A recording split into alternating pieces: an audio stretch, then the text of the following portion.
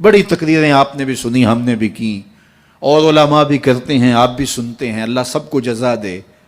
لیکن کیا آج کے اس اجتماع میں آپ یہ عزم کر سکتے ہیں کہ جو سنیں اس پہ عمل کریں گے؟ جو چیز سمجھ میں آ گئی کہ یہ درست ہے، یہ بالکل سچی بات ہے، تو پھر ہم عمل سے کوتاہی کیوں کریں؟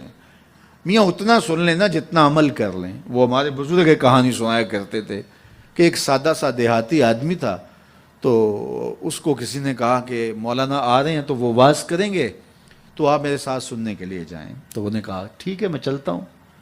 تو مولانا نے واز کیا کہ حضور نے فرمایا استنزہوا عن البول فإن عامۃ عذاب القبر منہ، کہ پیشاب کے چھینٹوں سے بچا کرو کیونکہ قبر کا عمومی طور پہ عذاب اسی سے ہوتا ہے۔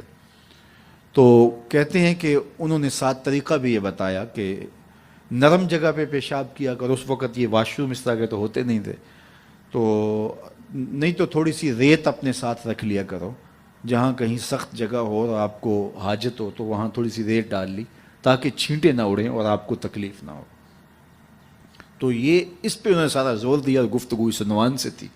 مجلس ختم ہوئی، واپس آئے تو بات بھی ان کی سمجھ میں آئی، یار ان سے عذاب قبر ہوگا، اور یہ مولانا تو نہیں کہہ رہے، یہ تو اللہ کے رسول کا فرمان سنا رہے ہیں، تو یہ بات تو ٹھیک ہے۔ تو انہوں نے سفر میں اپنے ساتھ ریت رکھنا شروع کر دی، 2-4 کلو ریت اپنے ساتھ رکھتے۔ تو 8 دن کے بعد وہ پھر آ گئے، تو کہنے لگے کہ وہ حضرت مولانا پھر آ رہے ہیں کوئی، تو آئے، ان کا خطاب سننے چلنا ہے۔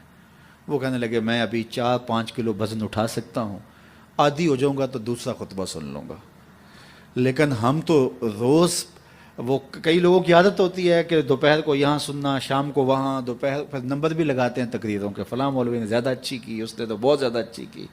وہ جج بنے ہوتے ہیں اور نمبر لگا رہے ہوتے ہیں۔ کانوں کے چسکوں کے لیے حضور کے فرمان نہ سنو، روحوں کے قرار کے لیے حضور کے فرمان سنو۔ حضور کے دین کو جو ہے وہ انٹرٹینمنٹ نہ بناؤ کہ ٹھیک ہے وہاں بڑا چسکا آتا ہے، فلاں بڑا سرور دیتا ہے، لیکن یہ طے ہے کہ ہم نے زندگی اسی طرح گزارنی جس طرح ہم گزار رہے ہیں۔ ایسا نہ کرو، اپنا نقصان کرو گے۔ یہ زندگی اللہ کی امانت ہے، روز روز نہیں ملتی، آج گزر گئی تو کل یہ وقت ہاتھ سے نکل گیا۔ یہ عزم کرو، جو سنو، اور اگر آپ کو یقین ہو کہ جو کہا جا رہا ہے وہ سچ کہا جا رہا ہے تو پھر ہمارے پاس کوئی دوسرا راستہ ہی نہیں ہے اس پر عمل کرنے کے علاوہ۔ تو آج کی اس مجلس میں اگر ہم صرف اسی بات کو طے کر لیں کہ آج کے بعد جھوٹ نہیں بولیں گے، ٹینشن ختم ہو جائے گی، اندر کی بے قراریاں ختم ہو جائیں گی، روحوں کو قرار آنا شروع ہو جائے گا، باطن کو اجالے نصیب ہو جائیں گے۔ تو یہ میرے حضور کا کردار ہے کہ میرے حضور صادق بھی تھے، میرے حضور امین بھی تھے۔ حضور کا یہ اسوہ، حضور کا یہ بتایا ہوا طریقہ، حضور کا یہ عمل اور حضور کا خوبصورت رویہ میں اور آپ اپنی روحوں میں اتارنے کی کوشش کریں۔ اس کا طریقہ کیا ہوگا؟ آج ہی سونے سے قبل 5 سے 7 منٹ کے لیے، ویسے بھی سونے کے وقت بندہ کچھ نہ کچھ سوچ رہا ہوتا ہے، تو 5 منٹ کے لیے سوچیں آج سارے دن میں نے کوئی جھوٹ تو نہیں بولا، اور آپ دیکھیں 1 2 3 4 5 اتنے جھوٹ میری زبان سے نکل گئے، تو یہ تو بہت نقصان ہو گیا۔ چلو کل کا دن انشاءاللہ احتیاط سے گزاروں گا۔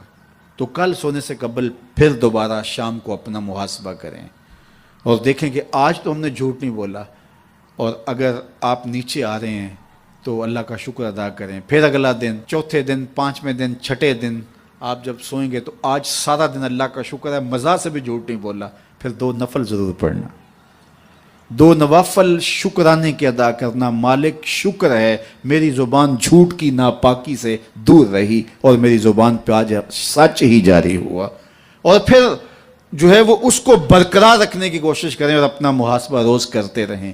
چند دن کے بعد آپ دیکھنا کہ زندگی گزارنے کا نشہ آنے لگ جائے گا۔